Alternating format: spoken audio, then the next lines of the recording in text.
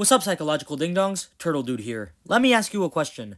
Have you ever been let down by a film before? Specifically a film you were extremely hyped to watch and then you walked out of the theater being disappointed. For me? What? That would never happen. But what if I told you a tale about a movie that basically disappointed everybody and not just the audience? It basically ruined everything that it's set up to be, including a legacy foretold to happen. While looking at the runtime of this video, yeah, I think you already know what tale I'm talking about. Cars 2 is a 2011 American animated spy comedy film produced by Pixar Animation Studios, serving as a sequel for the 2006 film Cars. And considering how you're watching this video on YouTube, it is safe to assume that you have seen one review on Cars 2 before. So you could possibly be thinking, oh great, another negative Cars 2 review, whoop-de-doo. And yeah, for the most part it is, but I do have some new things to bring to the table. The amount of hate surrounding this film has intrigued me for the past couple of years. And on one day, I finally declared that I would make a video on Cars 2. And considering how today is Cars 2's 15th anniversary, I thought, what better time to actually release a video. And that's what we're gonna do today. Try to find the good in an otherwise hated movie. This one's gonna be a long ride, so grab a drink, grab a snack, grab a body pillow for all I care, as we have a microscopic examination on Pixar's worst, Cars 2. Here we go. So the film starts off with not Lightning McQueen giving a transmission to somebody called Finn McMissile. This guy's name is Leland Turbo, and don't worry, he's dead in the next scene, so it doesn't really matter. But after his Avengers Doomsday-ass reveal, we got the coldest logo reveal in cinematic history, right beside the most cinematic lyrics. And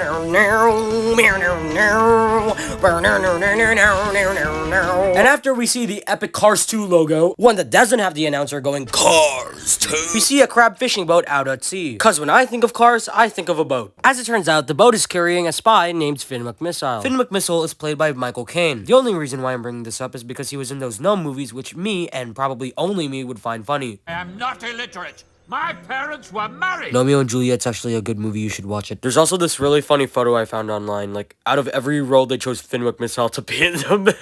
And as Finn gives out his reasoning for paying the boat to come here, how does currency work in this universe? A bigger boat comes in to tell the little boat to f*** off. But as it turns out, Finn has attached himself to that boat. I wanna bet that the little boat got fired after he realized that Finn was gone. How do homeless people exist in this universe? The boat arrives at an oil rig which Finn latches onto. And because of how he has amazing spidey senses, Finn senses that something is wrong immediately when Leland Turbo doesn't respond back to him. Just in that moment, Professor Z arrives, just to examine this really epic camera weapon. And as Finn takes pictures of the camera, two cars named Grim and Acer, trust me, they are extremely plot relevant, arrive with a box. And as mentioned previously, Leland Turbo is in that box. The only difference being is that he's dead. Bro, they were gonna show his death on screen. The only reason why I'm mentioning this is one, it's really graphic, and two, the Mario movie referenced it. That's really funny. That is one of the biggest examples of Pixar sniffing a lot of crack when making this movie. Just then, Finn McMissile is caught. Gee, I wonder how that was gonna play out, considering how he was literally on the ceiling. And the literal millisecond he's caught, he starts committing genocide upon the cars. This movie is rated G. And as Finn tries to make a break for it, we start to hear his theme song, right beside the most cinematic lyrics. And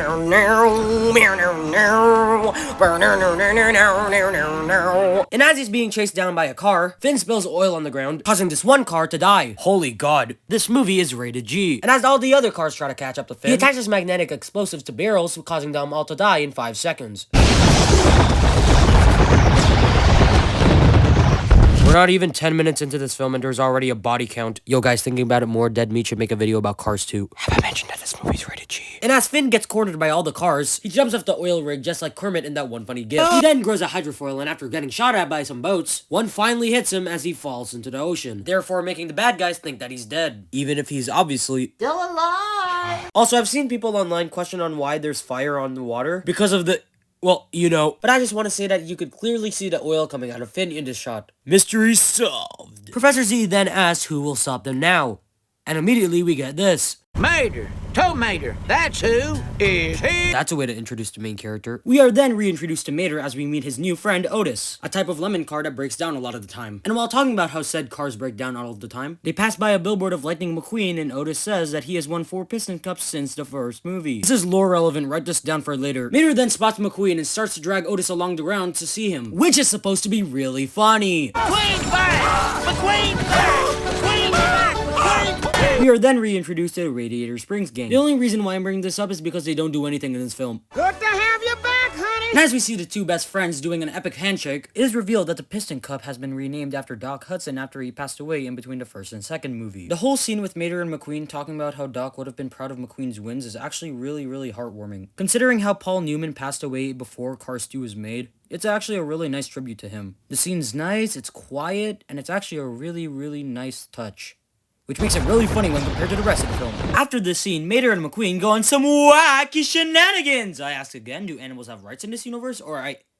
what? And after all of it is finished, Mater ends up getting a new dent. Trust me, this is plot relevant. McQueen reveals that he wants to have a quiet dinner with Sally, which Mater gets really sad about, like, bro, you can spend the whole damn summer with this guy, like why are you complaining about this? We then cut to the Wheelwell Motel as we see Lightning McQueen and Sally having a date. But in an epic cinematic plot twist, it is revealed that Mater is a waiter. And then he's like, ha, Mater the waiter, that's funny right there. McQueen and Sally ask Mater to get their usual, and we actually get one of the jokes I actually laughed at in this film. What's McQueen's usual? Come faccio a saperlo? Perfect. Give me two of It is then revealed that Sarge is watching a show, and then the guy's like, tonight on the Eldorado show. We then learn the epic cinematic lore about Miles Axelrod, a British Land Rover that ended up becoming an eco-friendly electric car. He then dedicated his career to finding an alternative fuel, and to showcase it, he opens the World Grand Prix, a racing competition for the fastest cars in the world. The oil is named All in All. Fossil, as in dead dinosaurs, and we all know what happened to them. What happened to the dinosaurs now? I low-key liked it better when we didn't know what they looked like. The Eldorado show showcases one of the World Grand Prix racers, Francesco Bernoulli. Francesco is played by John Turturro, and if you don't know who that is, he was Agent Simmons in the Transformers movies. Those ones. Both of these movies coming out on June 24 is really funny to me. Mainly because of how both of these movies have semi-annoying characters with buck teeth. Why don't you get a haircut with your bitch ass? After the literal millisecond Francesco is introduced, Eldorado asks why Lightning McQueen isn't able to participate in the competition. I love how there's no build up to this, so it just comes out of nowhere. And after one single sentence of saying that he's better than McQueen, Mater gets the courage to literally call the Eldorado show to complain about it. And as Mater and Francesco duke it out like they're in an epic rap battles of history video, it ends up catching the attention of tons of people around the Wheelwell Motel, including McQueen and Sally. And then it's also revealed that Sally is one of them. But he's nice to look at, you know. Open-wheeled and all. What's wrong with fenders? Nothing. I thought you liked my fender. McQueen then pulls Mater out of it, and then he starts talking to Francesco. Those are strong words from a car that is so fragile. Because of how Miles Axelrod was on the same video call, he asked McQueen if he wants to participate in the World Grand Prix, where he initially says no, and then he changes his mind once his crew says yes. I have absolutely no idea if anybody noticed this, but I like how Eldorado and Miles Axelrod are just there idling because they have nothing to contribute to the conversation. That's funny. Sally recommends for McQueen to bring Mater along for the trip, as she quotes, "You never bring him to any of your races." Gee, I wonder why. But after this, we get an epic montage of them going to Tokyo. McQueen even gets a new design for the World Grand Prix, which includes actual headlights. That's probably the only bit of continuity present in Cars 3. And to top it all off, Weezer's cover of You Might Think starts to play. And it's so gosh darn cool. I'm sorry if he's watching this, but the only reason why I remember Weezer did this whole cover is because Bones ended up singing one of his songs at a camping ground once. That's funny. The gang then arrives in Tokyo, and as mentioned in the Mater's Tall Tales ranking, they literally just use the same characters and assets from Tokyo Mater. Does it look good? Of course it does, it's a Pixar film. But it's just something I wanted to point out. We even get to see a Lightning McQueen merch store. Keep in mind that Lightning never saw himself as a brand. But to be honest, I don't care about this retcon because it gave us mud flaps. But during this montage, you can notice that Mater starts to get a little annoying to some people. Trust me, this is plot relevant. And after 2 minutes of the You Might Think Weezer cover, Team 95 finally arrives in the party in Japan. Okay, look, I know Bubba Squirtle pointed this out in his video, but I just wanted to point out that when I was trying to find this clip on YouTube, I saw this. Why the hell did this exist and why isn't it not copyright claimed? What the fuck? I like how this video has more views than my whole channel. And as our boys roll into the party, Mater interrupts a rice farmer. I'm only bringing this up because I like how he looks. You done good. You got all the list. And because of how Mater is the character of all time, he ends up introducing Francesco to Lightning McQueen. And it's revealed that Francesco is also one of them. She's Lightning McQueen's girlfriend. Francesco then has a toast with McQueen to dedicate his win tomorrow to Miss Sally. But as McQueen doesn't have a drink, as he literally just got there, Mater tries to go get him a drink. And then Francesco reveals that he has McQueen's name printed on his ass. But the insults only make McQueen stronger. And as it turns out, Finn is also at the party as he's investigating to see the other cameras. He ends up meeting Holly Shiftwell, a technical agent that was sent there to tell Finn that an American already got the camera footage, but also a picture of the person behind his whole conspiracy. But upon noticing that Professor Z and his goons were there, Finn tells Holly that she's the one that needs to meet up with the American agent. And at the same time, Mater tries to find a drink for McQueen and ends up coming face to face with the chef, which leads into one of the best scenes in cinematic history. How about that pistachio ice cream? No, wasabi. Oh, same old, same old. What's up with you?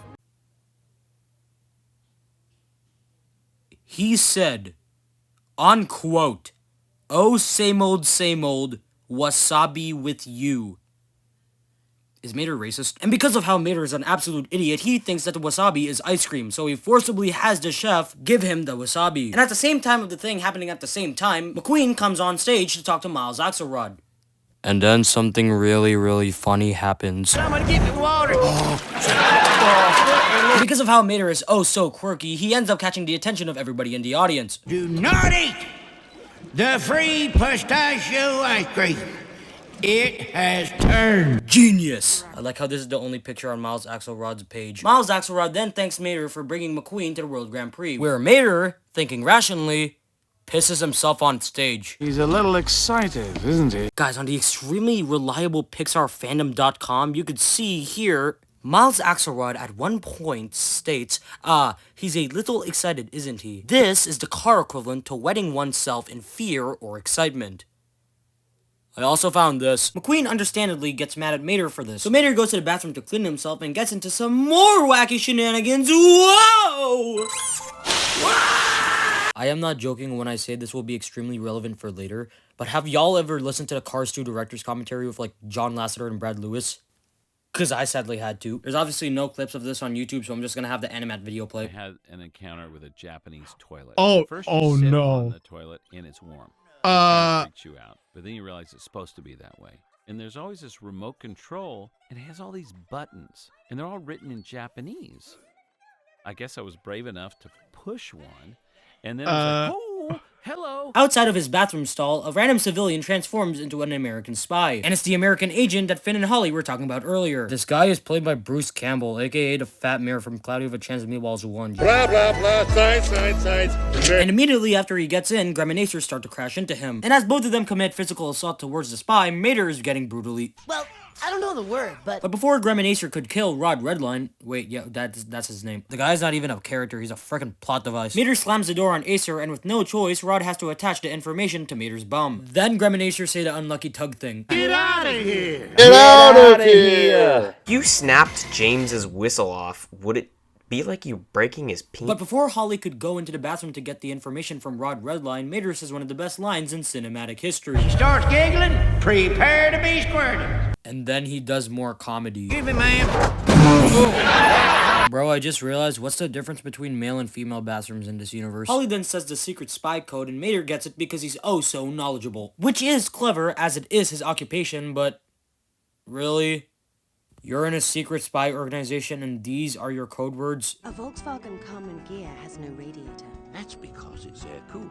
But because of the fact that both of them are out in public, Holly says that she needs to rendezvous with Mater later. Wait, Mater later? Ha! Mater the later days. And because of Luigi's definition of rendezvous, Mater starts to think that Holly is his new girlfriend. Elsewhere in Tokyo, the bad guys capture Rod Redline and torture him to get the information that he sent, and specifically who he gave it to. To make him do that, they put all in all in his system and force him to run on a treadmill. Professor Z explains how the camera isn't a regular camera, but rather an electromagnetic pulse emitter, which basically makes the all in all on the car's engine overheat. Acer keeps shouting at Rod about who he gave the information to, as Graham raises the power on the camera and Professor Z explains every tiny detail of the pain that the car will feel. And as Rod's engine starts to slowly combust, it is eventually revealed that Mater is the person that the information was given to. Professor Z then tells his big boss about this, and to put Rod out of his misery, he puts the intensity up, which ends up killing Rod. TurtleDude. Have I mentioned how this movie is rated G? After that epic scene, we then see the first race in the World Grand Prix. But before that, we see all three of the announcers, including my boy Daryl Cartrip, talking about specific parts of the layout that would be good for specific cars. And a literal millisecond before the race starts, McQueen says his iconic line, Speed. I am speed. but is sadly interrupted by Francesco Bernoulli. Then the race legitimately starts, as you get to listen to the great sound effects of these cars. But before we could actually enjoy the race, we have to see Finn and Holly talk about Mater being a spy, because of course we do. Thank goodness they animated the full race, but I cut it from the film. During the race, Mater tells McQueen everything he needs to do, like what maneuvers to take on a specific part of the track. It kinda sucks how Cars 3 removed all of that. But as the racers are crossing Rainbow Road, Graham and Acer start aiming the camera at random racers. And in that moment, they end up spotting Mater there. But when Acer leaves his position, it ends up catching Holly's attention. But when Holly is ordered to see if there are any other bad guys in the area, it is revealed that they are everywhere, mainly so they could try to kill Mater. Finn leaves to stop all of them and tells Holly to get Mater out of the pit lane. Holly does it, but everything she says to Mater is lost through miscommunication because Mater has bad word comprehension. Either way, Mater gets out of the pits and then this happens. Finn missile, but you're dead. Then this shouldn't hurt at all. Since Mater thinks that he's going on a date with Holly, he asks her if she wants flowers and she says to stay outside. But because McQueen can hear this whole conversation, he ends up moving outside, leading Francesco to take his place. Like, he could hear Mater having the conversation and he doesn't chop it up to him just having a conversation with somebody else. Are you stupid? I don't know if it's just a me thing, but this shot always looked really funny to me. But before Finn could be burnt down with a flamethrower, he uses his wheel magnets to kill people, because of course he does. What do you think I'm going to say to this? But because of the fact the plot needs to happen, Mater was there the whole time and ended up thinking it was a live karate demonstration. But at the same time, Francesco ended up winning first place because of Lightning's misdirections. But as Francesco bloats about all of this, McQueen asks Mater what he was doing the entire time. Mater lists all the events that happened, but since McQueen doesn't have a Life of Luxury GoPro, he doesn't believe any of it, making him think that Mater was listing random shit as an excuse for him losing the race. Mater tries to apologize for his actions, but McQueen shouts at him saying, I don't need your help. I don't want your help. So if you didn't need his help, why'd you bring him along? Huh? Just so Francesco wouldn't steal your female? I'll talk more about this during the review, but this is a horrible attempt at an emotional core. They try to play it out as being so serious at the point where McQueen would call Mater an obstacle, but, like, half the conversation is just subtlety. He says, this is why I never bring you to any of my races, but he never lists why. It could be chopped up to him just, like, you know, saying random stuff, but it isn't really alluded to. This script is nice. We then see Mater at the airport as he tries to book a plane home. And to make the audience feel more sympathetic for Mater, they put Mater in front of a billboard with him and McQueen on it. And I didn't put this together until my most recent rewatch, like the 180th one before this one. But at the beginning, they clearly state that the World Grand Prix is going to start in a few days. So, like, when did the cast get this photo shoot? Did it randomly pop out of existence? Well, knowing the film we're watching, it probably did. But before Mater leaves, he ends up bumping into a police officer that tells him to follow him. And to no one's shock, it's Finn McMissile in disguise. Holy jeebus, I just realized, like, the airports have TSAs. 9/11 happened in this universe. They don't hit the Pentagon! And because Mater started saying more comedy, Graham and Acer were conveniently there and start to chase after both of them. Finn, Graham, and Acer start to shoot at each other as Sidley comes in. Holly tells Finn and Mater to get inside of Sidley, and they finally do once Acer gets into the poo-poo section. That's funny! Wow, Cars 2, you are so funny. After this, we cut to McQueen and the gang reading Mater's letter. How the hell did he write the letter? He doesn't have hands! I didn't really want him to leave. What the frick are you talking about? You shouted at him saying that you didn't need his help and you expected him just to sit there. Boom. Boom. Move it by deck. Back at the plane, Holly gets the information out of Mater's ass. And as she's preparing it, Mater calls her his new date. For some reason, she doesn't question it and say it was just a meetup. Oh, I'm sorry. Rendezvous. Just like Megatron and Sentinel Prime. No, Optimus! All three of them end up looking at the picture and it's just a car's engine. Holly asks Mater who it belongs to, but he has no idea. Holly's confused because she thought that Mater was the one that supposedly took the photo. She doesn't get too far into her thoughts though because Finn sees it as a sign of disrespect. This is one of the biggest problems of the movie for me and I'll talk about it later during the review. Mater says more comedy after this. Like a good neighbor, Mater is there.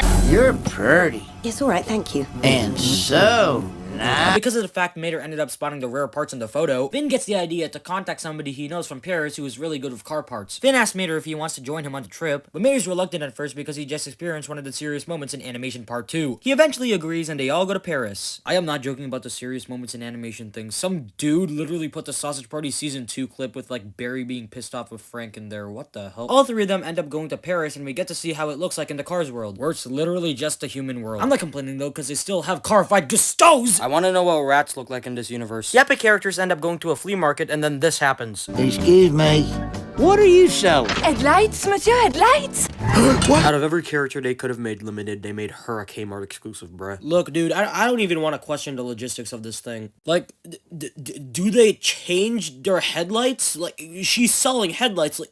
What? I guess the existence of this character finally proves that the engine is the car's heart. Will we ever know the origins of this thing? I guess we'll never know. Dude, let's just ask the filmmakers. I guess we will never know! Anyways, Mater ends up catching the attention of this one guy named Tombe. The only reason why I'm bringing this up is because... Okay, well, this is my French notebook in real life. Yeah, that's right, I still go to school. I'm only showing you guys this because my French teacher ended up giving me this whole paper full of verbs and... And upon noticing Finn, Tombe tries to run away. In one epic chase scene later, he ends up getting tased by Holly. And after being towed away by Mater, it is revealed that he is Finn McMissel's informant. But when Holly ends up showing him the photo, he doesn't recognize it at first until he realizes the small parts that are there. He then drops the epic cinematic lore that he ended up selling it to some British guy. Guys, I wonder who it might be considering we've only seen one British guy in this whole movie so far. Mater then tells the three of them that the person behind this whole scheme is a lemon, also known as Otis Kind. Because of this information, Holly ends up finding out the specific types of lemons. Are these cars considered lemons? Is the Pope Mobile Catholic? Jesus Christ exists in this universe? Because of the specific listing, this makes Tombe go, oh yeah, there is a secret lemons meeting in Italy that's gonna happen, and conveniently, that's where the next race is! And all of them end up pissing off to Italy. Finn tries to brainstorm how they end up getting into the place, but since Holly ended up hijacking one of the street cameras, he ends up seeing some lemons and ends up getting the idea to put Mater's face on one of them. Then Mater's like, I wonder what my friends are doing in Italy. And then hell yeah, we cut to Italy. We then see Guido and Luigi pondering over Italy. Oh yeah, I have nowhere to put this in the video, but like the guy that plays Luigi in these movies is the guy that plays Splinter in the Bay movies. Those ones. And then we get to see Luigi's Uncle Topolino! To celebrate their return, the whole town throws a huge celebration for them. But Uncle Topolino notices that McQueen is looking sad. He asks McQueen why he feels this way, but as it turns out, Luigi already told him, a wise car hears one word and understands two. But an unwise car is named Paper! Both of them end up talking about this ordeal while Mama Topolino cooks, as she, quotes, wants to fatten McQueen up.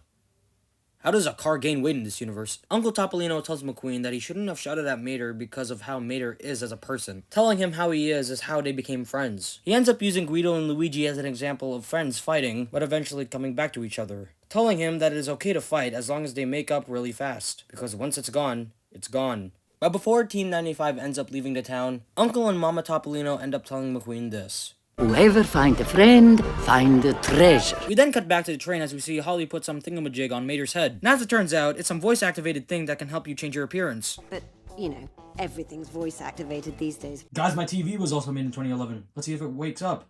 Hey TV, turn on! Damn it! But just like James Corden Smurf, Mater ends up using it for comedy. Request acknowledged.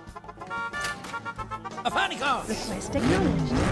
He also transforms into a German car, and the only reason why I'm bringing this up is because Germany likes pumpkins, and the only reason why I'm bringing that up is because Korea wanted a Gordy reference, so here you go. Then Holly proceeds to try to put the final masking of the disguise on Mater's body, but it ends up failing when she realizes the amount of dents Mater has on his body. So she tries to remove them, but Mater says not to because it reminds him of all the good memories he had with liking McQueen. This ends up inspiring Holly, so she tries to work around a dent. And Mischief Wells is designing iPhone apps. How the hell does a car use an iPhone? So we then cut to the second race, and are you kidding me? We see Francesco gloating about how he won the first part, and McQueen being sad about how Mater wouldn't be there to watch him. To try to make McQueen feel better, Francesco says that he was once in that position too. Specifically about the sadness he felt after he left his home country and his mother just to have a big career. But all of that ends up going away once we see his mom. Once again, what is considered a sibling in this universe? I have nowhere else to put this in the video, so I'm just gonna say this now.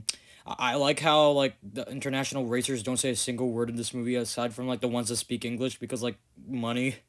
That's fun. They don't even, like, move their lips at, like, any single time in the movie. That's funny. The race then starts, but we're not allowed to see it because we have to cut to spy stuff. That's so cool. It's not like the movie's called Cars 2 or anything. We then cut to a casino as we see black Hugos and a tow truck standing nearby. The conversation is cut short though because Holly walks up to them asking for their assistance as her grandfather has broken down. The blue truck ends up agreeing to help because I don't know the reasons why. At the same time, Mater is nervous about the possibility of him screwing up the mission. Finn reassures him, telling him to play the idiot tow truck role that he's usually doing. Mater is caught off guard from the remark and asks Finn if that's how he views him. Finn tells him that's how everyone views him, and because of how he doesn't know that's how Mater actually is, he ends up saying, "No one realizes they're being fooled because they're too busy laughing at the fool." That whole line is the reason why I made this video. Trying to process what Finn just told him, Mater gets into his disguise. He meets up with the other Hugos and ends up meeting the iconic Victor H. Mater pulls Victor as they enter the casino. I like how by using spy tech you're able to see who ends up winning. Mater keeps talking to Holly throughout the whole thing, which almost blows his cover. I am not able to summarize the next scene that happens, so I'm just gonna have that one meme video play. I have no idea what you're talking about, Alexander Hugo, aka Chop Chop Alex. Hey, you got a lot of AKAs, Alex, but I guess that makes sense, seeing as how you wanted France. He's so good. They then walk into a room and then they realize that there are tons of lemons there. One of them is J. Kirby Gremlin, and he ends up dropping one of the biggest pieces of lore that nothing VivziePop can make could top. I'm J. Kirby Gremlin from Detroit. They discuss when the big boss is coming, and when they think it's him, it's actually Guten Tag. As it turns out, the big boss was secretly on Discord the entire time. He apparently broke down before he got to the meeting, so that's why he's covered in tarps. Descramble that voice. I'm trying. Oh, it's too sophisticated. You guys have literal guns and missiles attached to you, and not to mention high tech, and yet you are not able to descramble a CapCut voice filter? This is such a good movie, guys. The big boss talks about how lemons are discriminated from society because of how they look and run. Society kind of let lemons die on the street as they just like stopped producing their parts. So in retaliation, the lemons plan to blow up people using all in all. There's smoke on the casino bridge. Oh, no. It's Carnavaloso, the Brazilian race car. By showing the entire world how dangerous all in all is, they would end up getting rich by the fact they already own an oil rig, showing how powerful they are when compared to the rest of society. And when I first watched this movie 180 rewatches ago, I ended up realizing two things. Number one, I should make this one shot into a GIF on GIPHY, and number two, oh my gosh, this plot is overcomplicated, bruh. In the hundreds of times I've watched Cars 2, it took me that long to finally comprehend what the Lemons plot was. That's how overcomplicated it was. And don't worry, I will get to that later. Because of how the racers have the mindset of Scar Lowy and Push Me Pull You, they end up crashing into the blown up racers, causing a collision. And at the same time, Holly ends up noticing Grem and Acer shooting the racers with their camera, so Finn tries to go after them but ends up getting stuck by a helicopter because his dumbass didn't see the fucking helicopter above him. How is this guy a top secret agent? Anyways, Holly gets caught and McQueen ends up winning the race. And because of the multiple incidents that happened during the race, Miles Axelrod declares that all in all will not be used as the main type of oil for the final part of the race. The Lemons don't hesitate to throw a celebration, and they wear these oversized hats and, okay, I'll admit, they look funny. But the celebration is cut short when Lightning McQueen announces that he's using all in all for the final race. Mainly from how he doesn't want to disrespect one of his friend's wishes again. The big boss then orders something to Professor Z, saying how Lightning McQueen should be killed. And then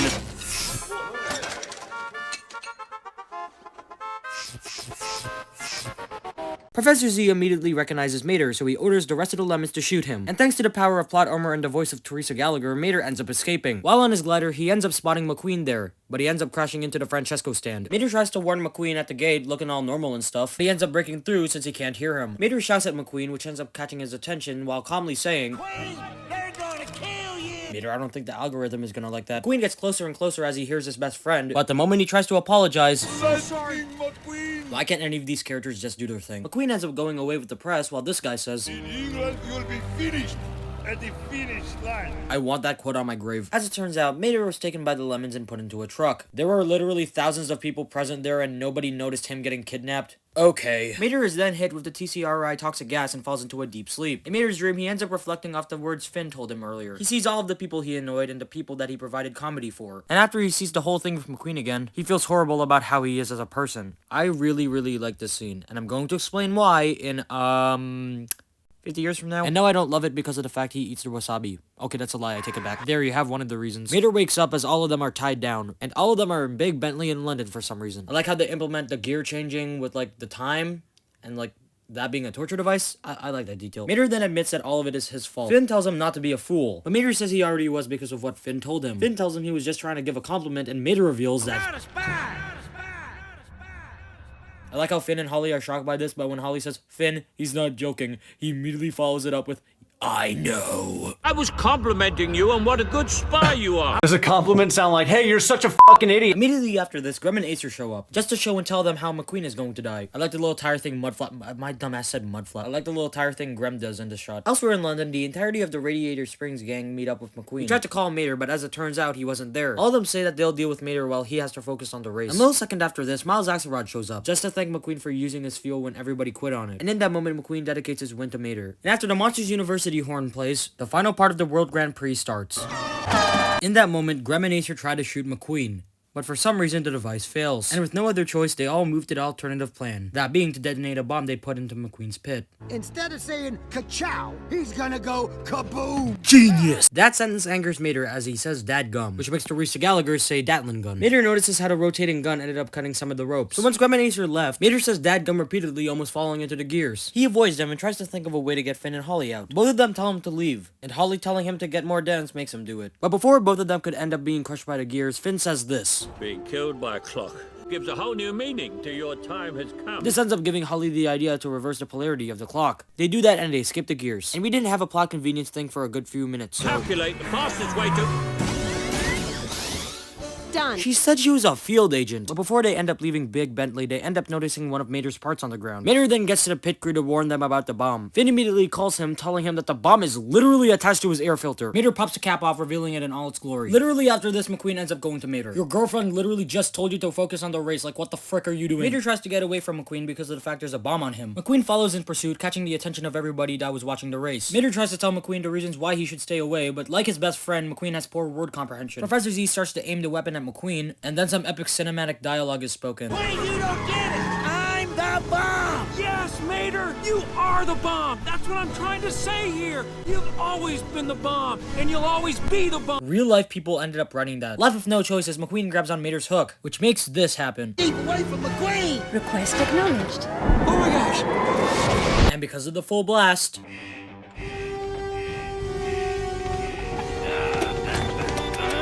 I gotta go, Mom. He just broke the machine. As the duo go through London, Professor Z is on the run. Finn tells Holly to go after Mater as he goes after Zundup. And as Professor Z tries to get to the boat, Finn McMissile comes after him. Once again beside the cinematic lyrics. The huge boat ends up catching all of them in a magnet, attaching Finn's weapons on it. Left with no choice as Finn ends up attaching the magnetic explosives from earlier onto the boat. What do you think happens to it? Fun fact about Cars 2, it's rated G. I don't know how to segue to this, but Holly ends up killing Gremanacer. Guys! The main car is white! Mater and McQueen end up meeting up with Holly, and I like how McQueen is just like, you know, he's like so bamboozled by all this. It's like watching the beginning of Megamind, you're just like, what the frick is happening? Professor Z is also there, and he reveals that the only way to disarm the bomb is if the person who activated it ends up saying, deactivate. But as it turns out, he wasn't the one that set the bomb. Just then, all the lemons surround them, waiting for Mater to blow up. And then Mater's all like, guys, you have to realize that being bad is bad. You can't be bad. Talking about how he relates with what they're going through. And then it looks like all of them are buying it, and then J. Kirby Gremlin just goes, oh man, shut the hell up. I am not joking when I say, like, when I first wanted to see Hoppers back in March in 3D, like the scene where Mabel was like, I'm sorry I killed your mom, like, and it's supposed to be all dramatic, and like Titus doesn't care. The literal first thing it reminded me of is Cars 2. Just then, the entirety of the Radiator Springs gang appears just to kick some ass. I like how every single action they do is in line to how they were in the first film. And then they have the cinematic shot, and I like how McQueen is just like looking all serious and stuff, yet he was the only one that didn't fight. So the lemons try to retreat, but they end up getting caught by the British military. At the same time, Guido tries to remove the bolts off of Mater, but he wasn't able to since none of the wrenches fit the bolts. But after Luigi's translation, Mater ends up getting who's the culprit behind it all. He tells McQueen that he has an idea, but when McQueen tells him to pursue it, he is scared, mainly from how nobody takes him seriously there. McQueen ends up reassuring Mater, telling him that he's fine the way he is, saying how there's no need to change yourself to appease other people, specifically stating, If people aren't taking you seriously, then they need to change, not you. Man, this whole quote is so wholesome that I want to put it on my graduation slide. That ain't a joke. So Mater and McQueen end up flying near the Queen. And while Mater tries to show respect to the Queen, her guards end up acting in an orderly manner. Everybody down! Finn and Holly then appear to ask Mater what's going on, where Mater says that he understands who's the culprit behind it all. It's him. What? Mater then becomes Annoying Orange from that one episode of The High Fructose Adventures of Annoying Orange and explains how he ends up knowing. He mainly knows because of how the bolts on the bomb are the same ones in the photograph. He then talks about this one sentence that he heard. There ain't no oil under him. There ain't no oil in. He brings that up because of how he already knew that he didn't leak the oil in Japan. As the bomb ticks, he still explains his thesis. It goes down and down until he finally explains a what if. Talking about how Miles Axelrod created alternative fuel just for the purpose of making it look bad. Axelrod dismisses all of it, but it doesn't stop the bomb from going down. Everybody closes their eyes, waiting for the pain to happen. And then... Deactivate! Bomb deactivated. Have a nice day, Sir Axelrod. This guy put his whole name on it. How did you expect this was gonna go? Either way, Mater was right about it all, and he ends up removing the hood, revealing the engine from the photograph. And because of his noble act, he ends up getting knighted by the Queen. And his new name is officially Sir Toe Mater. And then we get the epic part where he goes, Queen, McQueen, McQueen, Queen, McQueen, McMissile, McMissile, McQueen, Queen, McMissile. We then come back to Radiator Springs as he explains the entire story like it was a Mater's tall tale. Van doesn't believe any of it, but unfortunately Mater doesn't go, what are you talking about? You was Lord too. And in true tall tales fashion, Holly ends up coming out of the sky. And as it turns out, Luigi ended up sending her and Finn an email. Mater then tries to introduce them to everybody. And he's like, hey guys, this is Finn McMissile. He's a secret agent. Don't tell nobody. And when he tries to introduce Holly, I'm Mater's girlfriend. So nice to meet you all. Flo then notices that Holly has a dent on her, and when Ramon asks to fix it, she says that she's keeping it, saying that it was too valuable. Besides that, McQueen is still confused for why he didn't blow up, considering there was oil in the system. Finn and Holly then reveal that they also have no idea. And as it turns out, Sarge ended up switching to oils from not trusting Axelrod. After this, we then see that the Radiator Springs gang are throwing a Radiator Springs Grand Prix, what the frick? Francesco is then introduced to Sally and is revealed that McQueen also has Francesco's name printed on his ass. Then it's revealed that Flo is also one of them. That Francesco is fine looking. And those open wheels. Ooh, I'm gonna have to go get myself some coolant. The race then starts as everyone watches. During the middle of it, it is revealed that Finn and Holly have to go on another secret mission. Finn tells Mater that the whole reason why they ended up going to Radiator Springs was because the Queen requested for Mater to come. Mater politely declines the offer, saying that he's already home. But after Holly says that she's going to return for another date, Mater says the iconic line. I sure appreciate that, thank you. Actually, there is one thing. I like how they didn't even try to make it seem like an emotional thing. Mater flies right next to McQueen as Sidley flies away. And the movie is over. Yup, that was certainly Cars 2. What a movie. Now that we know what Cars 2 is filled to the brim with all the stuff I mentioned in the recap, that leaves the question, is Cars 2 a great film? No. Nope. Not even a good one. You may be wondering, How could you spend 33 minutes talking about how this movie goes just to say it's a bad movie? Cars 2 is actually an amazing movie. That brings up a good question. Why do a lot of people like Cars 2 in 2026? One word. Nostalgia. Yeah, believe it or not, many people like Cars 2 because of their nostalgia. Not because of the quality of the script, horrible decisions made, or the questionable plot, but because it made tons of kids happy back in 2011. Liking a movie because of nostalgia is fine, but you can't use that excuse as a justification on how a movie is actually good. Like, I grew up with this film and I can still admit the movie sucks. Is it entertaining? Well, yeah. But the entertainment alone does not make the film automatically good. What matters more is the substance that is actually in it. So why is Cars 2 a bad film? Well, it mainly comes down to 4 reasons. Number 1. Mater is a bad protagonist. For the last time, I don't look nothing like no damn tow truck. Mater is the main character of Cars 2 and everybody hates the fact he is. Well, why is that? Well, it's mainly because of how he is in the first film and this film, and his overall role in both. In that first film, Mater is the comic relief and is more of a supporting character when compared to others such as McQueen and Doc. Well, now that I think about it, Mater has a pretty minimum role in Cars. All he really does in the story besides providing comedy and one-liners is showing McQueen the more fun and adventurous parts of life, which ends up with Mater declaring Lightning his best friend from how different and funny he is, even going as far to offer him a helicopter ride. Mater is barely a character in the film, and it was perfect that way, as the comedy aspect wasn't the main thing the story wanted to tell. And if it was, the comedy would get old extremely fast from the same joke being shoved down your throat constantly without any real purpose. I am not trying to do a bit when I say this, but if you want a key example of this, look at Skids and Mudflap.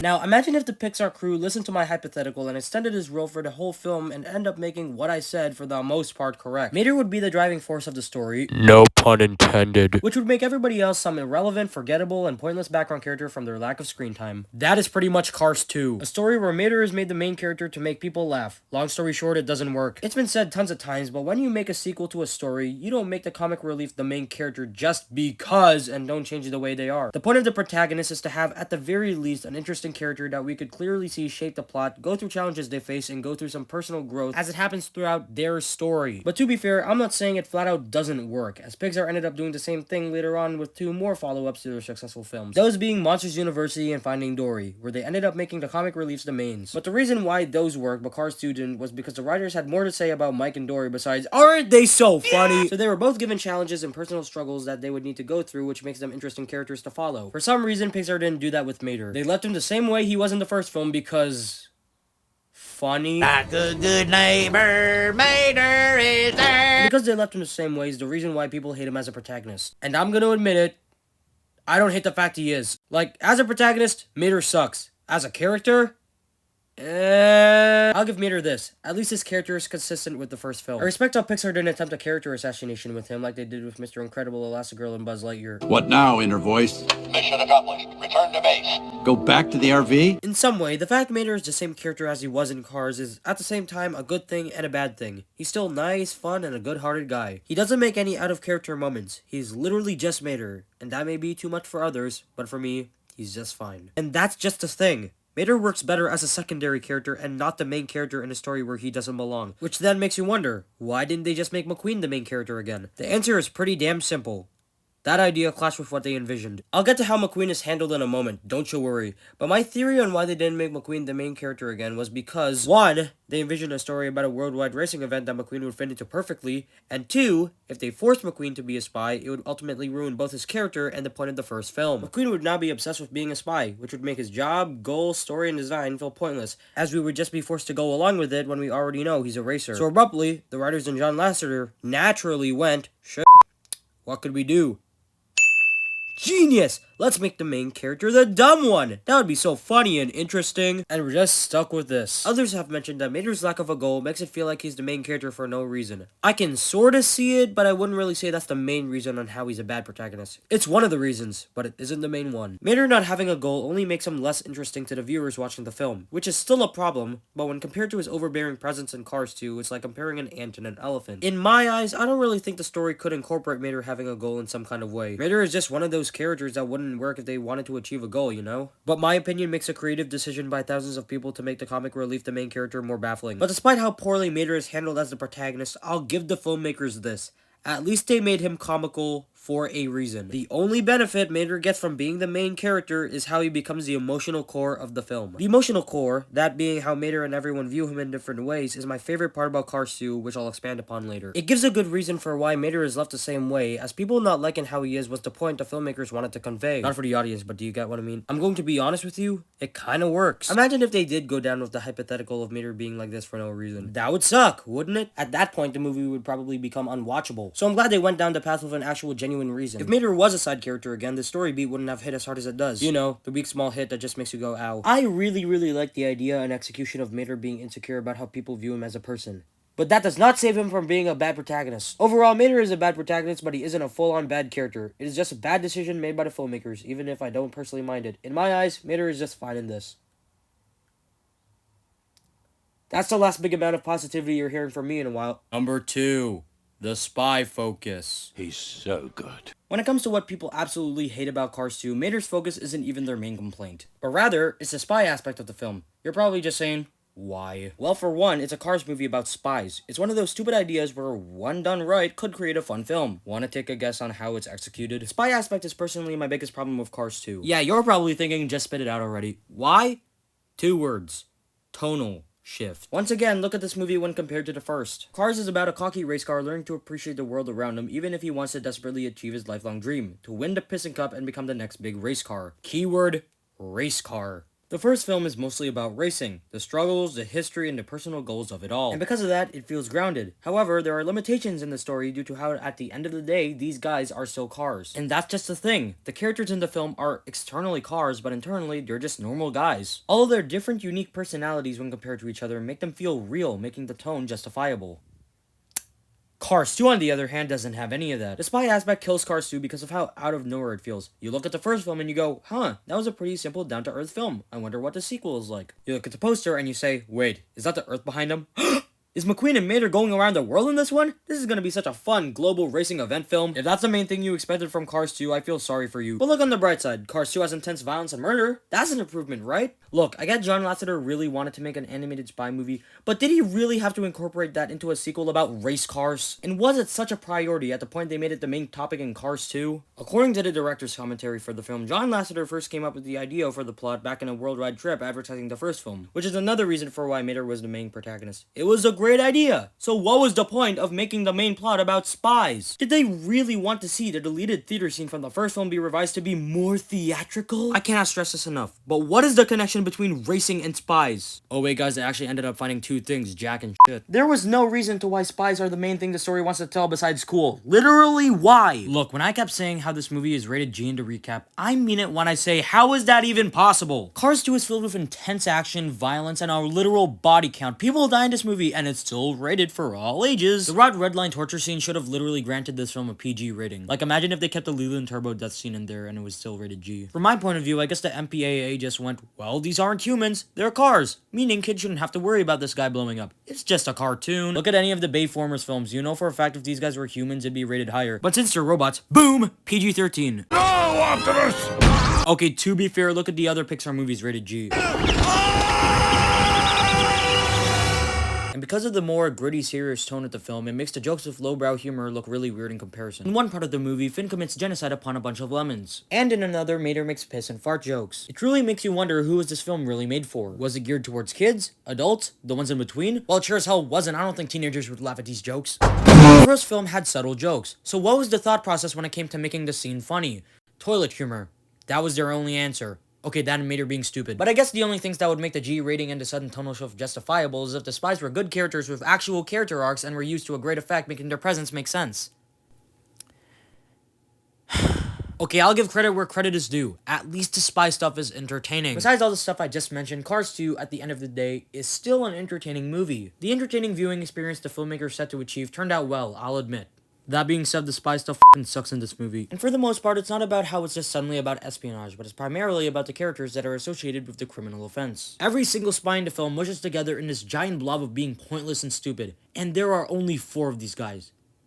Well, technically 7, but that doesn't make it any better. The biggest problem with the spies is that they are all dumbed down so Mater would fit in perfectly with all of them and to have the plot happen with the foundations the filmmaker set. Correct me if I'm wrong, but aren't spies supposed to be smart, intelligent? Shouldn't they use their abilities in a useful way and should not have an idea to put themselves above the enemies that could just look up and see them? Imagine you're a kid in 2011. You watch this movie and you come out of it saying, "Wow, I want to be a spy when I grow up." And then you keep screwing up at some training center and your only excuse is, "Well, that's not what Cars 2 taught me." Alright, let's look at the 4 of these guys individually from least dumb to downright brain dead. First, we got Holly Schiffwell. Besides being attractive to some people, she is a technical agent that works alongside Finn and Mater as she holds all the high-tech gear and has the ability to piece things together really fast. Holly is the only spy in the film I would consider smart. Like, as a spy, she's not that smart, but I think the reason why she's missing some comprehension and I'm okay with it is because unlike the other 3, she has an excuse. Holly is a spy in training for most of the film and wasn't really suited for this worldwide mission until she suddenly grew wings and guns. She's also fairly young, which makes her romance with Mater seem really weird in retrospect. Mater is canonically 54 in Cars 2, do with that information as you will. Something really important to note is that Holly is the only one to suspect how Mater doesn't feel like a spy before the big reveal. That by itself makes her the smartest spy.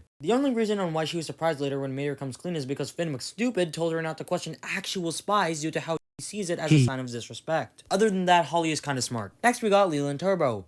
We're going downhill fast. You're probably yelling at the screen right now going, how does he count? He has 45 seconds worth of screen time. Well, in those 45 seconds, his low intelligence bleeds through, just like McQueen in that one creepypasta. For one, despite being a spy on par with Finn, he decides to record his transmission call in a spot where the lemons would usually be spotted at and proceeds to get himself killed instead of getting off the oil rig just like Finn. And yeah, I get it. It's a small amount of screen time, but he's still stupid, okay? I could elaborate on this more, but since he has very little screen time, I don't even want to try. After the cube, we got Rod Torque Redline. Now, I can't put a lot on Rod, since he's practically just a plot device in the film, just like Jerry. Deep Wang. His whole purpose in the film is that he gives the information to Mater, which leads to him becoming a spy, and he's not even good at that. This guy, who has the ability to transform into a different car, decides to take off his disguise out in the open of the bathroom. You know, the spot where anybody who rolls in could see him, and he's somehow surprised when he sees Grem and Acer in the mirror, like, ooh, what did you expect? Nothing to happen? It'd be one thing if he'd known it would happen, which is why he would have a lot of weapons attached to him to beat both their asses, but you know.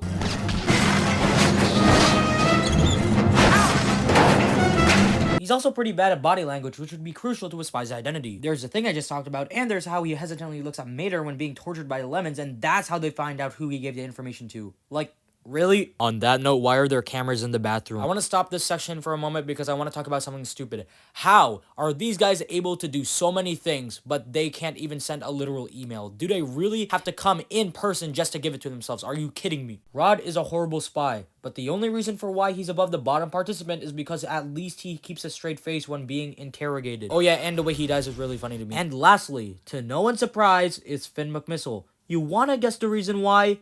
It's because this guy is stupid. Significantly more stupid than the other ones. He lacks the literal comprehension and brain cells needed to becoming an actual agent. Think about this for more than you wanted. Look at the amount of bad decisions this guy makes. In no particular order, we have him going on top of everyone at the oil rig, even if everybody could see him by just moving their pupils. He takes his disguise off in public, despite how anybody could just look at him, including potential cameras as they are in an airport. He decides to shoot people outside said airport, doesn't tell Mater what to do at the flea market even if he thinks Mater is a spy, which leads to him being seen by Tombe, runs after Grem and Acer but gets himself stuck to the fucking helicopter. That's not even everything, but do you get what I mean? Another thing I don't like about Finn is how he is. is. According to the director's commentary, Finn, at least to the filmmakers, is a really intelligent and cool character. They really wanted to capture the spectacle of his intelligence and abilities akin to stuff like James Bond. On that note, I've never watched an actual James Bond film, so I can't really judge on that aspect. They completed the film thinking he was what he was intended to be, but in reality, he's not even close to being there. The way Finn reacts to simple sentences and situations just baffle me. Every single time Mater tells him and Holly he's not a spy, Finn just goes,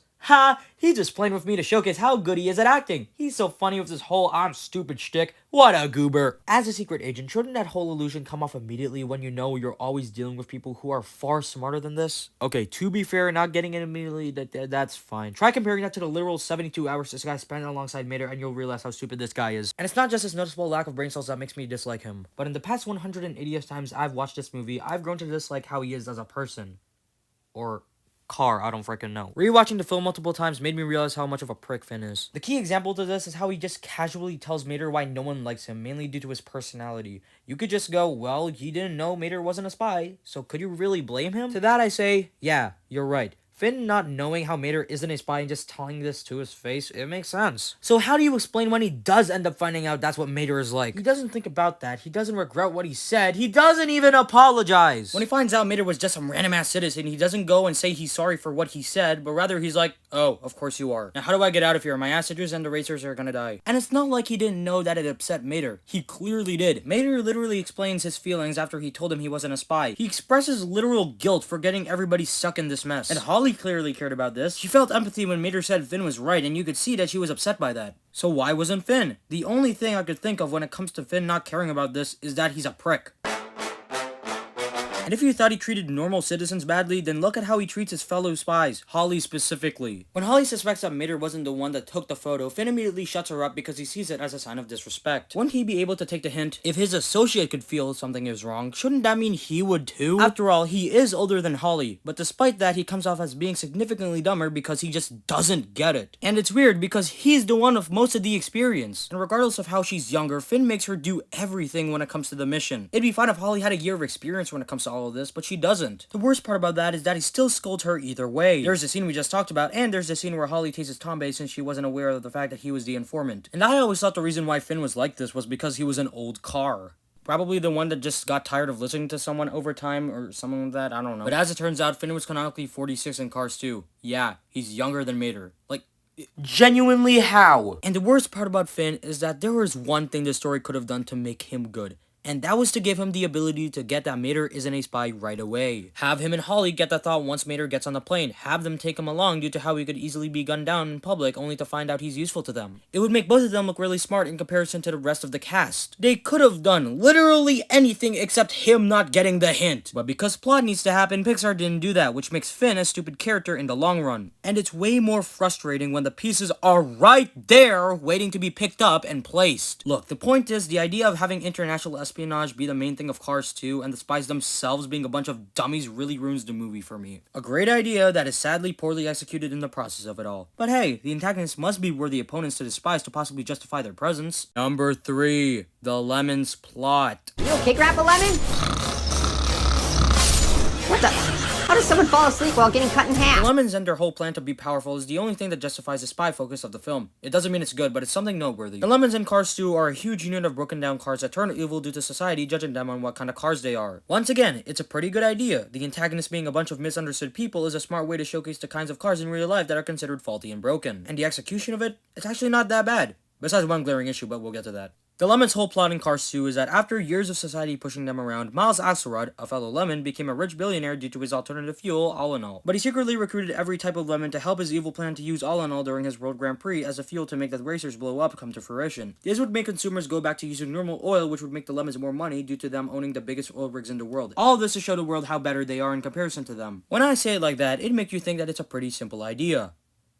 Most people didn't understand it. Despite being a simple idea on paper, it is mostly lost in translation in the final film, mainly from how the pieces of the puzzle are spread around the film in a pretty messy way. I can't think of a single reason on why this is the case. I guess Pixar assumed adults would pick up on it, as there is no way in hell kids were gonna pick it up. All they need to know is that women's bad. But they weren't able to because of the other billion things Cars 2 needed to have, so they placed it in the weirdest spots in the film and expected everyone to get it. If it was really confusing to most people, then I might as well talk about everything that we have. First, we got the Lemon's leader, Miles Axelrod. And I'm just gonna say it right off the bat, this guy's a horrible villain. villain. He spends most of the film being a generic businessman and is revealed to be the villain in the last 15 minutes of the film, making it feel like it came out of nowhere. Which it did. A part of me wants to say that was the point, because if they did give him more scenes and dialogue, the twist would have felt pretty predictable. But it can't due to him not being that much of a character to begin with. The only scene he's actually a villain in is the lemon meeting in Italy. You know, the one where he's under a tarp the entire time. According to, once again, the director's commentary, they put more thought into how they were going to use the CapCut filter over his VA, Eddie Izzard. That is both pretty funny and pretty stupid. Another problem with Miles is that he doesn't feel like the actual villain of the film since he spends most of the film undercover. Yet for some reason, the movie wants to paint him in two lights. One where he's a good guy and one where he's a bad guy. Which should be fine, but there is no attempt to make the businessman and the criminal mastermind feel like the same character even if they're supposed to be. And without that, it kind of makes him feel like he's the villain for no reason. And the problem ends up being a lot more understandable when you realize he wasn't even supposed to be the main villain of Cars 2. The original villain of Cars 2 was supposed to be Zil, a Russian 1951 ZIS 112-1 Soviet race car that was supposed to be the mastermind behind the sabotage of the World Grand Prix. But he was cut due to... okay, there's no official word on why Zil was cut, just bear with me. Apparently he was cut due to his supposed voice actor passing away before he recorded his lines, being too scary for the audience, and Pixar finding Miles Axelrod more engaging and complex than him. Look, if this does end up getting confirmed as the actual reasons for why he was cut, then 1,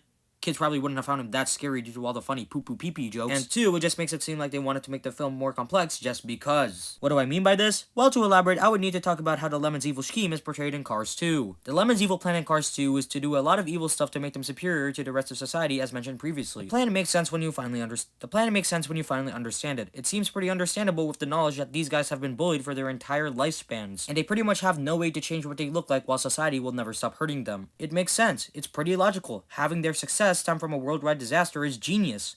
The only drawback is that the plan ultimately falls apart when society itself is brought into the equation. The biggest issue with the Lemons plan in the film is how society treats lemons. At the beginning of the film, society doesn't like lemons, besides the Radiator Springs gang, of course, and at the end of the film, society still doesn't like lemons. Like, what did they set to achieve? There was never a single instance in the film where society has second thoughts about lemons. We're kinda just told that society hates lemons due to how they are built and the way they run, but we never actually get any other information when it comes to that. It's literally just as simple as lemon look bad, ew, laugh. Did the film actually forget that there are billions of cars out there just being rude to random people for no reason? Seriously? Society should have had other reasons to hate lemons, but we're never given that because mater farting is more important than the reason to why the villains are evil. Are you starting to get how stupid that is? And you want to know the best part? Most characters in the film don't even talk to or acknowledge lemons, and it feels really weird as that should be a great detail on why these guys are bad. Have society still bully them to showcase how they never moved on from that initial mistake. That could have been used as a great justification for why these guys are killing other people. But the reason why society not caring about lemons is a pivotal plot point is because the film wants us to know that lemons were hated upon society, but they never actually showcase it.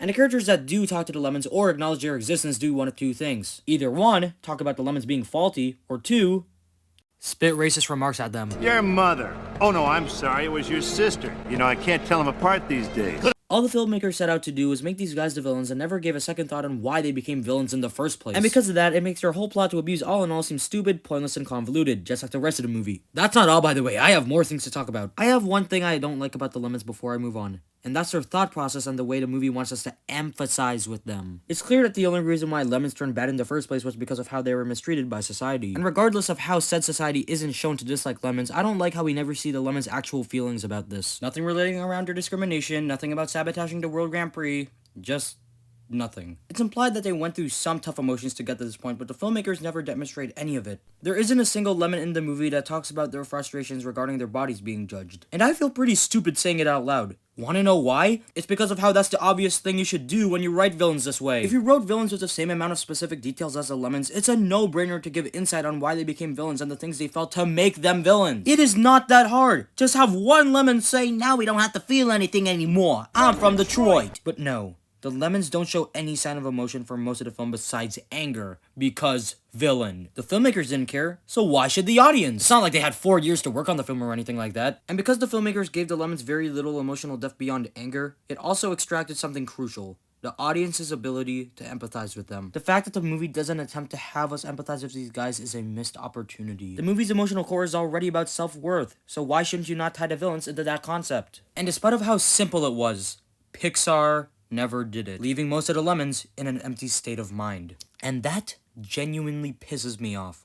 These guys are the villains, and for whatever reason, you guys didn't try to make the audience empathize with them, despite how the whole reason why they became villains in the first place was because of how they were discriminated from society. You want to know the reason why nobody understood it? Because you just decided to make it way more convoluted than it already was. Like, what was the point of giving these guys a backstory when said backstory doesn't even matter since it was never spread upon that initial idea? What was the point of giving them a backstory just to have it not affect them in any way when it clearly should? And the worst part about that is that Pixar probably knew all of that, yet they didn't think about it enough to put it in the film. How do I know this? The final scene the lemons are all present in the movie is when Mater tries to get all of them on his good side because of how all of them are equally seen horribly by society. And you could clearly see that they felt something after Mater said this. You know, until, you know. Like I mentioned earlier, if this stuff was in the movie, it would have made this scene a lot more powerful. After years of being discriminated with no one around to help them, this one guy telling them that he went through the same thing and that going down this route is a bad idea would affect them in a pretty positive way. Yeah, it sounds cliche, but at least it would have given them closure in some way instead of them just going to jail. But since the filmmakers didn't give them good backstories or give us a reason to care about them, it makes the scene come off as rushed, pointless, and hollow. Once again, a good idea thrown in the trash for no apparent reason. Putting the stuff I spent the last 6 minutes ranting about the Lemons plan still makes sense, and it is sorta that's a sorta good. But the only thing stopping it from being great is how the filmmakers didn't give a proper reason into why they're bad, and how they never show any actual feelings, making them come off as void antagonists. Number 4. McQueen being a secondary protagonist. I lost the race because of you! There's another reason for why Mater doesn't work as a protagonist that I purposely put in this segment due to how I'm horrible at segues. Another reason to why Mater is a bad protagonist is because of how he failed to meet the expectations similar to the last protagonist in the franchise, liking McQueen. And the reason why McQueen succeeded and Mater didn't was because of 2 simple things. McQueen had goals and a motivation and belonged in the story Pixar wanted to tell. That's 3 things. Maybe I will continue being repetitive. Despite how I talked about the implications of Mater not having any goals earlier and how it's in character for him not to have any, he still doesn't have a goal, which makes him annoying to some people. McQueen, on the other hand, does have a goal and motivation, to win the Piston Cup and become famous. And those 2 things alone made him a pretty fun character to follow. Due to his goal, he starts off the film as a douchebag, and he ends up f***ing up because of it. And because of that, he starts to grow as a person thanks to the people in Radiator Springs showing him that there is much more to life than fame in racing. Because of that realization, McQueen has a change of heart at the end and sacrifices his first victory to help an old racer to have one final hurrah before he retires. You could see his growth throughout the film, and because of that growth, it made him pretty engaging to watch as you want to see the steps he would take to become a better person. He was in a story where he's the only one that could have been the main character. He had all of that, but Mater didn't. When making a proper sequel to something, putting the main character in the same position they were in the previous installment is an extremely risky move. It's an easy task for the filmmakers since all they would need to do is copy and paste their actions from the predecessor, but it is never done correctly in the final product. It'd make their whole story in the previous film seem pointless since they would just forget about everything they learned, which would make them an unlikable character that the audience will most likely hate. How much they would feel hate varies depending on their original character and how beloved they were. Pixar thankfully didn't go with that idea for Cars 2. McQueen is mostly in character with no signs of being a cocky race car in sight. But even if they did, he wouldn't have been the main character anyway. The biggest problem with McQueen in Cars 2 is that he's barely a character in the film despite being the main character in the first film. McQueen's presence is so minimalized that you could just cut him out of the film and nothing would change. To show you how little he contributes to the story, we might as well list everything he does that is important. Okay, I got my notes. I'm just gonna read this off the brain, and if I screw up, I'm so sorry. Okay, number 1, he screws up during the first race in the World Grand Prix. 2, he shouts at Mater for screwing up. 3, he grows sad without Mater. 4, because he grows sad without Mater, he gives him the determination to quit the final race just to talk things out with him. 5, he is used to the Lemons' benefit to blow up just to prove that they are superior.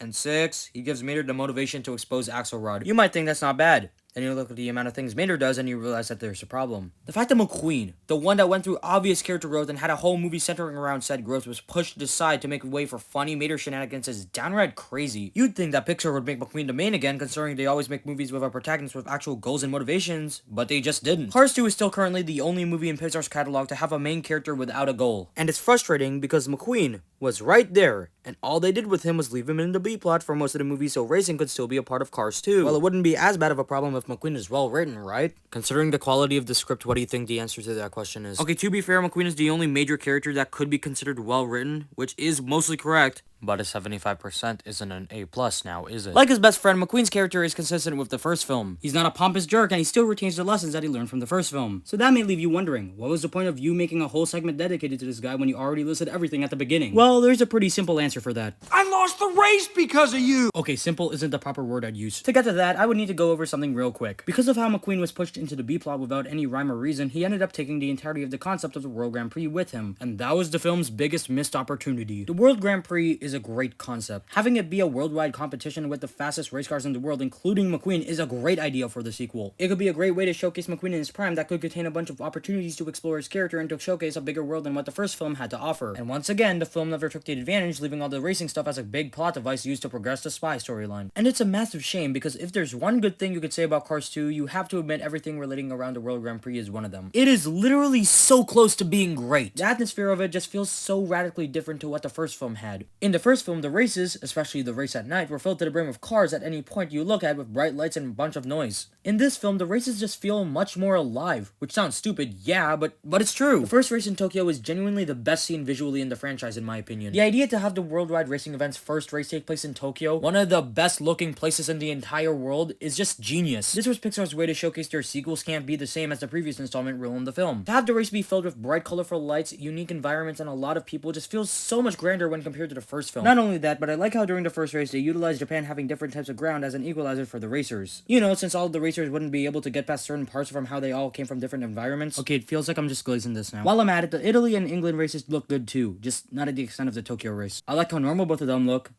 That's something.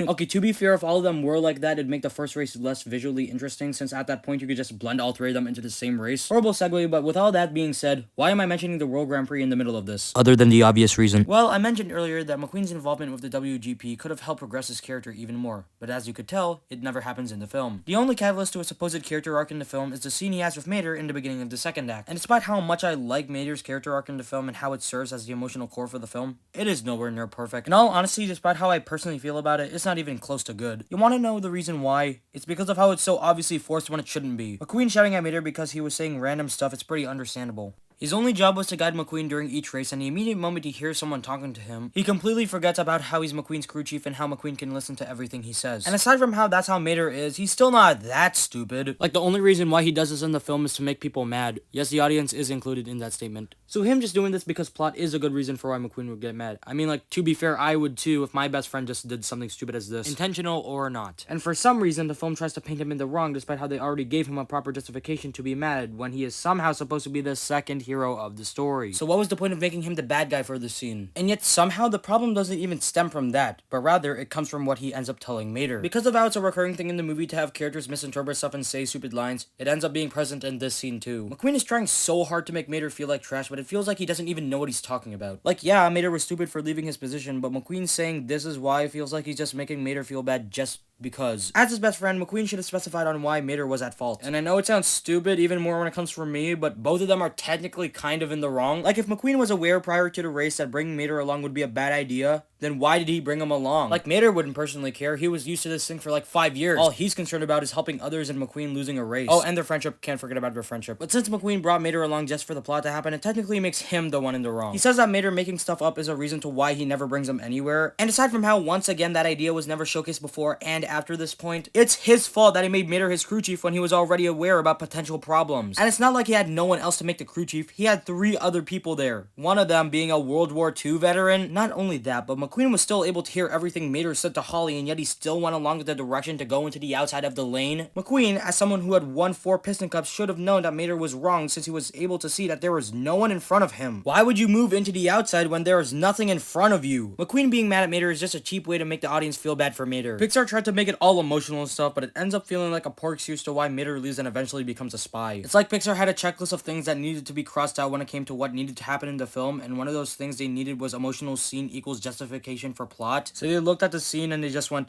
yeah, looks sad. Approved. And it's just permanently stuck in the film. And I just want to point this out. I think that friends having conflict with each other is a pretty interesting way to build a story, since it basically challenges what they know to someone extremely close to them with an opposing view. And it's a great way to build drama, and it can only work if both of their opinions and actions were justifiable and made sense. Because if it didn't, it would make the conflict come off as a hollow way to make the audience feel something. With what they had, the writers were that close to making this a powerful plot point, but since they were missing one component, the whole thing fell apart immediately, making this feel forced. That one thing was something the filmmakers could have used to make the story better in every way. And they were 100% aware of it, yet they still didn't put it in the film. One thing would have made everything, okay, scratch out most things, make sense. One thing could have helped Cars 2 into becoming on par with Pixar's Golden Age films. That one singular thing was Doc Hudson. The first thing you may think after I said that is, how Doc's dead in all subsequent media after Mater and the Ghost Light. So how would he help the plot while being deceased at the same time? Well, there's actually a lot of things Doc could have done in the story despite him already being dead. The main and obvious one was that he could have helped progress McQueen's story. Something that always baffled me was how Doc was an extremely important character in the first film and they just like never utilized him when it came to McQueen's character progression in this film. You know, Paul Newman passing away aside. But Doc was McQueen's mentor and coach, yet for some reason McQueen nor anybody else in the film show no remorse over this. McQueen is just vaguely sad about this in one scene in the first act and then he just simply forgets about Doc for the rest of the film. And it's extremely awkward since McQueen should have obviously been shown to grow upset when it comes to all this. Doc was literally responsible for everything. Doc was the car that helped him with all the tricks and maneuvers. Doc was the car that helped him become more successful with every single race. And Doc was the car that helped McQueen become a better person through his experiences and thoughts. Doc was a pivotal person in McQueen's life. And then in the sequel, all of that was just thrown away because everyone thought it was too sad. The only scene Doc is kind of important in is the scene where it's revealed that he passed away and that the Piston Cup was renamed after him for the rest of 2011. And it feels so weird because like 5 minutes ago, there's a spy killing other cars in a huge action-packed sequence and then they play a sad scene about a dead guy and it's supposed to feel natural. The scene feels so out of place in the film because of how it clashes with the espionage plot and from how it has no lasting impact on the plot whatsoever. And if they included McQueen's grief into the film, it would have justified the decision to make Cars 2 in the first place. Story-wise, at least. Okay, picture this. 5 years have passed since the first film and Doc had already died prior to the film. His death had a huge impact on the entirety of the Radiator Springs gang, McQueen specifically. After his death, McQueen started getting worse at his races due to how his mentor and coach are no longer with him to guide him. Not horribly, but around 4th to 5th place in late 2010 to early 2011. The only people he talks to regarding his loss are Sally and Mater. Mater specifically being there to cheer him on and guide him during his races, which made McQueen trust in him way more than he already did. However, Mater still being Mater kinda bothers him a little once in a while. Then McQueen joins the World Grand Prix to show how he still has it in him and to honor Doc by participating in this worldwide phenomenon. After that, he meets Francesco Bernoulli and ends up becoming jealous from how he's a mean guy, yet he has a successful career on par with his own. He also shows a little interest in Sally, who already liked Francesco's body build, which makes McQueen insecure. Everyone around him had a proper chief and had better careers in their own countries, while all he had was a tow truck that was dumb but meant well. Then Mater's whole stay outside thing happens and Francesco wins first place, putting McQueen at his absolute limit. And when he confronts Mater, who tells him about stupid random bullshit, the pressure to stay great without Doc collapses onto McQueen, where he ends up unfairly taking it down on Mater. Then the story would progress with Mater being a spy, in a B-plot mind you, and McQueen would win the World Grand Prix and come to terms with Doc's death, which ends up setting up Cars 3. Now, I'm not great at storytelling, but I'ma be honest, if this had been the final film instead of what we actually got, then Cars 2 could have been a better film. It gives insight on why McQueen was mad during the fight, it gives insight on why Mater felt so hesitant about joining the spies. It actually kind of solves everything if I'm being honest. Okay, except for all the spy stuff. And because of how Pixar thought it was too sad, they never put it in the film. And to be fair, they never even wrote it into the film, ever. Okay, this segment's been going on for a long time, I just gotta wrap this up. Okay, long story short, McQueen's character in this film kinda sucks, even if he's the most consistent with the first film. And it mostly comes from the I don't need your help scene. And the Pixar crew did not take advantage with something they already had, so whoop-de-doo. Yeah, that was the Cars 2 review. Doesn't mean you have to click off, there's still more of the video. I just don't know what to say because most people have beaten this thing to a pulp before. I mean, like, Francesco Bernoulli is still the best character in the movie. That's something. He actually has a reason to exist, and he's actually funny unlike everybody else. Screw it, let's talk about the impact. Cars 2 ruined Pixar. You already knew that. When the film came out 15 years ago, it was a critical failure. Rightfully so. It earned 40% on Rotten Tomatoes, with most critics calling the film a soulless crash grab of stupid characters and a stupid plot. And it's really weird, because out of 31 films, Cars 2 is literally, to this day, Pixar's only rotten film on Rotten Tomatoes. That's how bad it was. But like, I'm gonna be honest, there are other films Pixar made that should have gotten that rank, but you know, whatever. Not only that, but the audience's reactions didn't really differ that much from the critics. Everybody around the world just simultaneously agreed at this time that Cars 2 was just horrible. And that is a tragedy because Pixar before this was making banger after banger after masterpiece, seen as the king of the animation industry before this movie came out. And the reactions to the film were so bad that the franchise just basically retconned Cars 2. Like after Tales of Radiator Springs back in 2014, everybody just basically assumed that this film never happened, mainly from how none of the characters or events in Cars 2 are ever acknowledged ever again, besides this ugly fuck. Cars 3 literally just goes back to the whole racing thing again, and they never acknowledge what happened after Cars 2. Like, it's really funny and really tragic in my opinion. Like, it's funny because the creators of the film don't even want to acknowledge its existence anymore, you know, despite it just, like, being there. Like, you could treat Cars 3 as the proper Cars 2, but it's still funny how you go from Cars to Cars 3 without, like, a second installment in between. It kind of reminds me of that one scene in the Teen Titans Go movie when Superman and Wonder Woman are talking about how they have so many movies, and then Green Lantern is just like,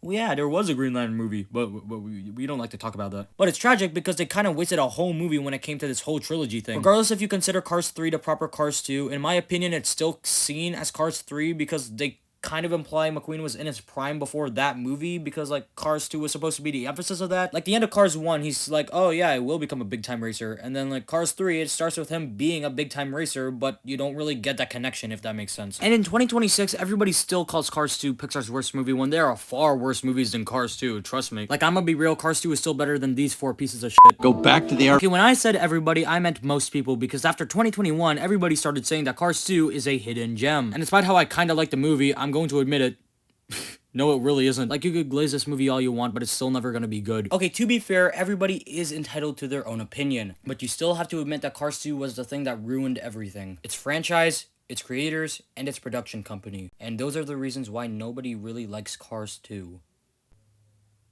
But that may leave you wondering, what is TurtleDude's opinion on Cars 2? Excuse me? I have a pretty weird relationship with Cars 2. One side of me agrees with everyone when they say Cars 2 is a bad movie, but the other side agrees when everybody says that Cars 2 isn't that bad. And regardless of what you think about my opinion, Cars 2 isn't that bad. And it's weird because I spent a lot of time talking about how the movie sucks, but it's true, Cars 2 isn't that bad. The film has a lot of effort and dedication in it, and it actually shows in the film. And that's something everybody tries to gloss over because of how bad the movie is. Like, imagine if there was no effort put into this. It would probably end up like, what, Smurfs 2025. Influencer. Smash that subscribe button. Like, I could admit it's a bad sequel, don't worry, I could, but I wouldn't really call it Pixar's worst movie. Again, there's this. Something wrong with your sandwich? Why's the meat on the outside? Cars 2 is still kind of a fun film. The whole thing with the spy stuff, it's still pretty entertaining, I'll admit it. Alright, aside from the obvious reason, there's another reason to why I like Cars 2. And it's something that I could see none of you getting, but you never say never. Another reason to why I like Cars 2 is the emotional core for the film. Yeah, I said it, you can punch your screen all you want, you can't do anything about it. Despite the whole be yourself thing being kind of redundant and kind of cliche at this point, Cars 2 actually does it pretty well in my opinion. Like, they actually showcase Mater being kind of fucking stupid, and then that makes the whole thing with him being kind of insecure about himself make sense. Like, if they did make McQueen the same character again and they had Mater have this whole thing, it wouldn't really hit as hard because it kind of just comes out of nowhere. And this is the only advantage Mater gets from being the protagonist of the film. But the fact that we get to see all of it happen at once and we get to see him actually go through the emotions of it all, it kind of resonated with me. I went through what Mater is going through in real life. Always thinking that who I am as a person was the reason why no one ever talked to me and why I'm always just like left alone all the time. Thinking that no one would ever be around to actually be there for me. I had a hard time trying to process these feelings because I never really found a connection between anyone or anything when it came to any of this stuff. Then I decided to rewatch Cars 2 on one day in 2025 because I was bored, and then I actually found that connection. Cars 2 helped me realize that despite of how everyone views me, there are still some people out there that do genuinely care about me. They hope the best for me, they support me, they're there when I'm upset. Not trying to give a shout out, but it rhymes with these 4, and it helped with my mental health. And yeah, I know, it sounds pretty stupid and cringe when I say it out loud, but it's true.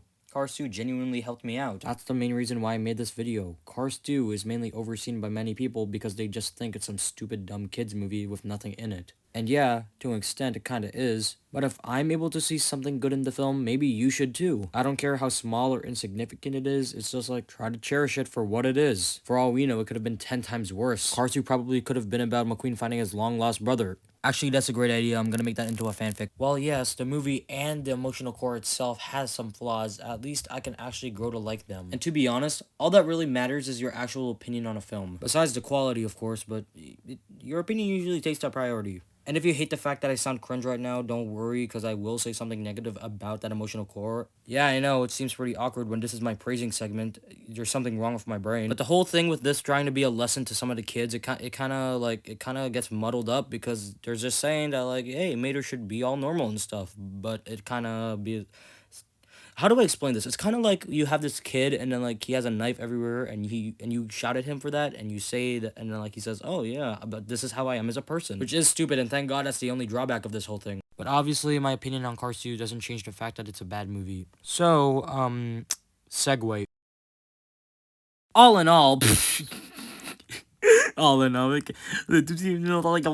Cars 2 is a bad movie. Granted, not as bad as what people say it is, but it's still a bad movie. Considering how the film has a weird, confusing plot, stupid characters, and stupid dialogue, yeah, it kind of deserves its legacy, I'm not gonna lie. But I was still able to find good in the movie, specifically with Mater's character arc. And regardless of the fact I think this is a bad movie, I can never grow to hate it. I'm going to be honest. Cars 2 is just one of those movies you enjoy in a dumb, fun kind of way. What would I rate Cars 2? Probably a 4.5 out of 10. I don't really see it going higher, and I don't really see it going lower. And yeah, that's the end of this hour-long video. That's, yeah, this is my longest project ever. That's crazy to think about. This was supposed to be, like, what, 30 minutes? I hope you enjoyed the video. Like and subscribe, as it would be greatly appreciated. And I'll see you next time when, I review something else. Yeah. And say it with me. Cars 2 for life. One more thing. My life will not be completed until I own every single piece of Cars 2 merchandise out there. It defines who I am.